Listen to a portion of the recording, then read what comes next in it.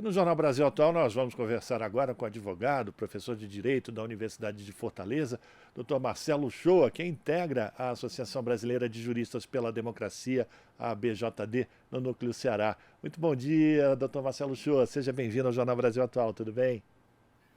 Bom dia, meu querido amigo Rafael Garcia. Bom dia, comunidade do Jornal Brasil Atual. Eu já estou animado porque entrei no finalzinho do bloco anterior, né, Rafa? Pois é. Mas a gente vai falar agora com o professor Marcelo Shoa sobre a recomposição da Comissão de Anistia. O Ministério dos Direitos Humanos está recompondo essa comissão, que é muito importante. Segundo o Ministério dos Direitos Humanos, 16 pessoas vão fazer parte dessa nova comissão da anistia e são pessoas que possuem experiência técnica, em especial no tratamento do tema da reparação integral, memória e verdade. Desse total, 14 foram nomeados agora e 2 que vão representar o Ministério da Defesa e os anistiados serão escolhidos depois. E o professor Marcelo Shoa é um desses 14 que já foram nomeados e faz parte dessa comissão da anistia. Professor, queria que o senhor começasse falando para os nossos ouvintes da importância de rearticular esse coletivo. Bom, Rafael, eu vou primeiro explicando que eu não faço parte dos que já foram. Eu faço parte dos que farão, assim, dos que entrarão. Tá certo. O senhor já foi Pense numa indicado os coisa. 14, né? É porque foram 15 indicados e agora faltam dois representando os anistiados e as anistiadas e dois do Ministério da Defesa. Essa era a organização antiga. Tá. Mas o meu nome foi aprovado pelos anistiados e pelas anistiadas. Foi proposto por eles mesmos, eles aprovaram, eu soube da notícia e fiquei na minha, né? Porque, claro, tem que sair no DAU. Mas Tá no outro certo. dia, quando eu estou tomando café, lendo o jornal de Fortaleza, estava uma notícia desse tamanho, com foto e tudo. Aí eu já passei a ter que me explicar, mas na verdade eu já estou achando que eu posso até nem ser nomeado, Rafael. Mas competência não lhe falta para ocupar esse comitê. E eu queria então que o senhor falasse sobre a importância de rearticular isso, porque o governo Bolsonaro fez questão de esvaziar esse coletivo, né, professor? Foi mais uma das atitudes antidemocráticas do governo Bolsonaro, né? Isso, Rafael. E durante a transição, estava comentando no bloco anterior, eu relatei Memória, Verdade, Justiça e Violência Política. Então, assim, dentro do Memória, Verdade e Justiça, eu lidei diretamente, junto com outras companheiras, outros companheiros, com esse tema da tentativa não, né, do esforço concentrado do desgoverno Bolsonaro de destruir qualquer órgão ou organismo de dentro do governo que se dispusesse a contar a verdade, a garantir para as gerações presentes e futuras que o nosso passado sombrio fosse conhecido para que não se repetisse. Porque a tentativa era que, por exemplo, o 8 de janeiro resultasse, de fato, numa conclusão de um golpe de Estado. Então, o Bolsonaro, desde o primeiro minuto de governo até o último, ele tentou esvaziar todas as estruturas, inclusive com a autodissolução da Comissão Especial de Mortos e Desaparecidos Políticos, já em dezembro, às vésperas, né, do fim do governo. É uma outra estrutura que eu tenho certeza que o ministro Silvio Almeida irá retomar, porque essa discussão houve durante a transição, as propostas de todas as instituições ligadas à defesa da memória, verdade, justiça e reparação no Brasil foi no sentido de mantê-las, e o meu relatório especificamente era no sentido de tornar permanente a Comissão Especial de Mortos e Desaparecidos Políticos, porque embora ela tivesse sido criada para ser temporária, ela não terminou as suas funções de entregar às famílias o último corpo desaparecido durante a ditadura militar. E a minha indicação, só que a minha indicação é para a Comissão de Anistia, né? Uma comissão que já tem 15 pessoas indicadas, que está sendo presidida pela professora Enea Stutz, né, da Universidade de Brasília. Eu vou apenas me integrar muito humildemente, porque essa turma já está trabalhando com o tema há mais tempo, mas eu vou assim bem afiado, porque eu já sei bem qual é o papel, sabe, a desempenhar, Rafael. Realmente eu estudei isso durante a transição, eu sei bem os números, eu sei o que foi indeferido de forma básica, assim, substancialmente de forma arbitrária. Eu sei o que tinha sido deferido e que foi revertido durante esse desgoverno também de forma arbitrária. Eu sei mais ou menos o passivo do que precisa se resolver ainda, e, enfim, as tarefas estão postas e eu estou disposto, assim de fato for nomeado, a cumprir. Mas também, se não for nomeado, não tem problema. Nessa altura do campeonato, eu já assumi a luta e vou continuar tratando o tema do mesmo tema. Bom, deixa eu ver se eu não vou dar outra bola fora aqui. Eu já tinha colocado o senhor como um integrante da comissão, mas Não, mas não foi o único. Eu tô com vergonha do pessoal. Porque... Agora, a ex-presidenta Dilma Rousseff, inclusive, teve seu pedido negado, né, professor? Isso. E aí, Teve, para você ver, né? Ali a Dilma, né, ela sofreu os horrores da ditadura na própria pele, ela foi martirizada. Os abusos que foram sofridos pela presidenta Dilma durante a ditadura, não vou nem comentar qual é o nível de abuso que as pessoas sofreram, porque é um tema muito doloroso. Talvez tenha sido por isso, Rafael, que eu tenha demorado tanto a entrar de cabeça, mergulhado fundo nesse tema. Eu sou um militante dos direitos humanos, eu transito por várias áreas, né, transversais da política, mas inclusive apoiei nos momentos em que tive à frente de espaços institucionais a luta da memória, verdade e justiça, fiz as pontes necessárias, ajudei de alguma maneira a construir a política, mas sempre deixei para depois, porque eu nasci na clandestinidade política.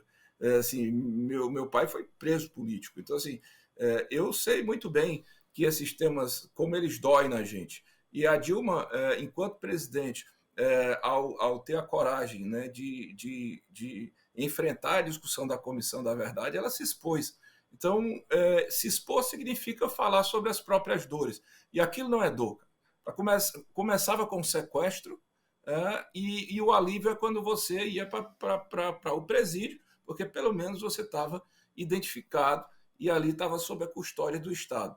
Ainda assim com o risco, né, de morrer, como aconteceu com o Frei Tito. Agora, entre o sequestro e você estar diante de um juiz, né, não queira saber dos horrores. Né? E a presidenta Dilma, ela claramente foi torturada barbaramente durante dias.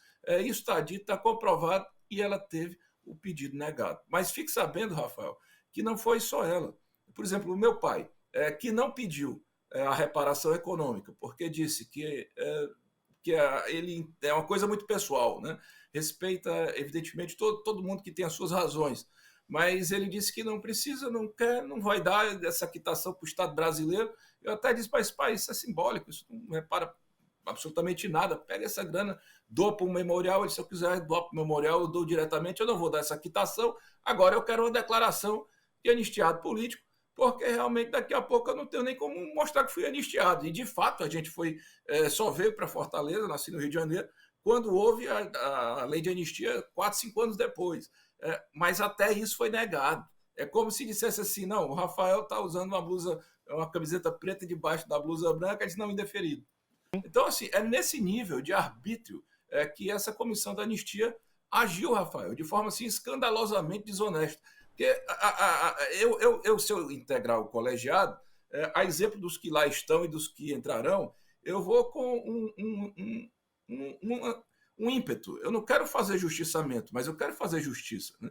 E quero fazer história. Então você não tem o direito de dizer que uma coisa que aconteceu não aconteceu. Não é esse o papel da comissão de anistia. Ninguém quer fazer justiçamento. É importante dizer que essas reparações econômicas não reparam vidas, não reparam torturas, não reparam ameaças às famílias.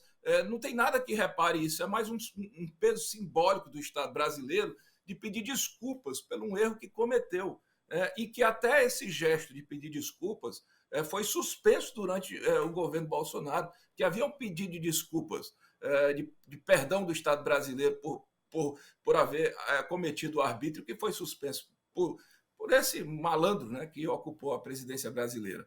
Não está certo, Rafael. Agora, o problema da comissão desses órgãos é que agora eles precisarão se deparar com outros temas que eu acho que o ministro Silvio Almeida é genial para lidar, porque ele tem estudado isso, que o Mário Miranda está à frente dessa pasta, mas outros temas, por exemplo, quando a Vala de Perus, e aí a Comissão Especial de Mortos e Desaparecidos Políticos se tocará com esse nível de abordagem. Quando a Vala de Perus ela foi encontrada ainda no governo da Erundina, né, secretária municipal, e que os primeiros restos mortais de militantes foram encontrados, se encontraram também mais uns 40, 50 corpos não identificados. Então, veja só, Rafael, há uma situação no Brasil que é a banalização da morte, assim, de pessoas que não são identificadas de maneira nenhuma. E, claro, quando você vai fazer o perfil, são negros, são pessoas em situação de rua, são comunidade LGBT, são mulheres pobres, são exatamente aquelas pessoas que no discurso de posse o ministro Silvio Almeida fez questão de dizer, olha, vocês importam, a vida de vocês importa, isso é para a gente também. Vocês são importantes e são dignos de ter a atenção do Estado. Então, eu não sei como é que vai ser feito isso, mas a gente tem que lidar com esse extermínio que está acontecendo com o povo Yanomami, com os Yanomamis. Quer dizer, a naturalização é a morte. Tem um escritor, agora eu esqueci o nome, Fábio, ele diz que é a morte da morte, né? Porque uma coisa é você estar morto, identificado e repousando numa vala em que as pessoas se recordem e vão lá prestar a sua solidariedade, a sua memória. Outra coisa é você simplesmente ser apagado, que é isso que a ditadura tentou, mas infelizmente é isso que o Estado brasileiro, numa estratégia de necropolítica, o capitalismo, né, vem fazendo com certos segmentos sociais. A gente está conversando com o professor Marcelo Shoa, advogado, professor de Direito da Universidade de Fortaleza, a Unifor, integra também a Associação Brasileira de Juristas pela Democracia, a ABJD, no Núcleo Ceará. E aí, professor, para a gente terminar, é importante a gente sempre tocar nesse assunto, porque muita gente já apontou, inclusive, né, que o governo Bolsonaro só foi possível porque esse processo não foi bem realizado na transição. Se tivesse sido feito de uma maneira integral, como aconteceu, por exemplo, na Argentina ou mesmo no Chile, a gente não teria vivido esse desastre que foi o governo Bolsonaro. O senhor concorda com essa afirmação? E é possível a gente ainda responsabilizar esses ecos, digamos, do autoritarismo que foram representados pelas pessoas que, enfim, gravitavam no governo Bolsonaro?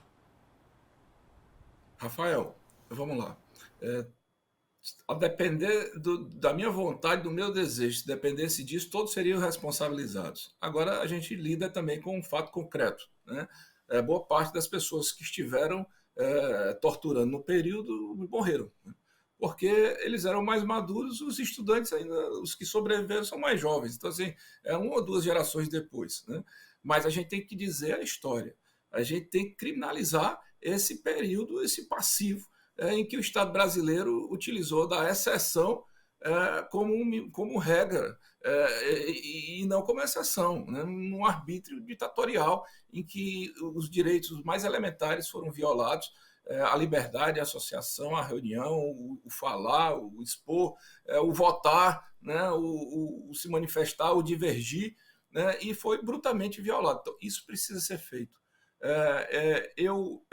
Por mim, eu acho que o Brasil fez uma justiça de transição muito errada, né? Na verdade, equivocada completamente. A começar da lei de anistia, porque a anistia ela existe para beneficiar quem é perseguido e não para quem persegue, né? E, na verdade, os militares se deram essa autoanistia para se livrar efetivamente da responsabilização, porque sabiam que tinham cometido crimes terríveis contra o Estado Democrático de Direito e contra as pessoas, né?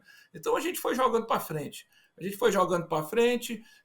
O poder militar continuou fortalecido, uma justiça própria, uma previdência própria, a ponto de chegar numa pandemia de Covid, você ter uma explosão de casos de superfator, de números impossíveis nos hospitais, né, sem UTI para ninguém, e os hospitais militares estarem ali com as suas vagas abertas e não serem cedidas para a população geral, porque é como se fosse tipo uma casta própria. Então, isso está errado, né? Isso está errado. A Argentina enfrentou em 85, foi importante, porque, claro, nem todo mundo foi responsabilizado devidamente, mas, pelo menos do ponto de vista histórico, não haverá possibilidade de se tentar um retrocesso como houve no Brasil. Se a gente tivesse enfrentado essa discussão de maneira honesta, Rafael, não teria havido um deputado federal com coragem de votar no impeachment de uma presidenta, do impeachment ilegal de uma presidenta democraticamente eleita, justificando seu voto na memória de um torturador. Ali era para ter saído algemado dali imediatamente. Por que aconteceu aquilo? Porque nós não resolvemos a nossa transição política da maneira mais adequada. Agora, a gente tem uma nova oportunidade nesse momento. Curiosamente, nós escapamos por um triz do dia 8 de janeiro, porque o presidente Lula, na sua imensa capacidade de articulação política, sabedoria, eu não sei, ele conseguiu se antever ao problema, ele organizou um apoio internacional à defesa da democracia brasileira, ele organizou um apoio dos governadores, ele conseguiu articular uma unidade política com os poderes. Então, em torno dessa unidade, é um momento que a gente tem para discutir seriamente sobre a defesa da democracia. Nós não podemos esquecer nenhum minuto que a democracia corre o risco, porque o nazifascismo está implantado, e isso tem muito a ver com a conversa que a gente teve no bloco anterior com a presença da vereadora caçada Maria Tereza Capra. E aí, Rafael, essas estruturas de governo que estão sendo retomadas, Comissão de Anistia, espero Comissão Especial de Mortos e Desaparecidos Políticos, tem muito a contribuir. Eu acho que o Nilmário, na secretaria que toca essa parte do Ministério de Direitos Humanos, é uma pessoa ideal. Não sei como é que ele ainda tem coragem e fôlego para enfrentar esse tipo de tema, porque essas pessoas como Nilmário, Ivan Seixas, Paulo Vanucci, Perli Cipriano, que lutaram contra a ditadura, que sofreram na própria pele, e que depois se dispuseram a construir essa política. Eles lidam diariamente com o reviver de um passado de dor. E o ministro Silvio Almeida, na ponta, eu tenho certeza que, com o apoio da sociedade brasileira, a gente vai conseguir fazer um bom trabalho. Mas é como eu disse, eu preciso ser nomeado. Enquanto eu não for, eu vou estudando, e se for, beleza. Também, se não for, me sinto altamente representado pelos nomes que ali estão, e vou continuar na luta, meu amigo, porque a nossa vida é feita de luta. Você aí na imprensa, eu aqui na advocacia, e vamos para frente. E o professor Marcelo Uchoa também é autor de livro. A gente vai, inclusive, A Pandemia à Luz da Negação do Direito, o Morticínio no Brasil, que foi lançado pela editora Cotter, não é isso? E a gente está... eu ainda vou... Como é que está? Está em pré-venda, nós vamos falar desse livro. A gente quer uma noite de autógrafos aqui. Eu estou doido para falar, que é para me dedicar a outro tema que agora eu, em tese, terei que enfrentar. Tá certo. Quero agradecer mais uma vez a participação do Marcelo Uchoa, nosso amigo Marcelo Uchoa, advogado, professor de Direito da Universidade de Fortaleza, integrante da ABJD Núcleo Ceará. Professor, sempre uma alegria poder conversar com o senhor. Até uma próxima oportunidade. Abração, Rafael. Beijo, Marilu, na Rama, todo mundo aí, Maria Capra. Bom, enfim, vamos lá, comunidade, vamos tocar, vamos para frente com o otimismo, que o Brasil mudou mesmo. Perfeito. Conversamos com Marcelo Uchoa aqui no Jornal Brasil Atual. Estamos apresentando Jornal Brasil Atual. As notícias que os outros não dão.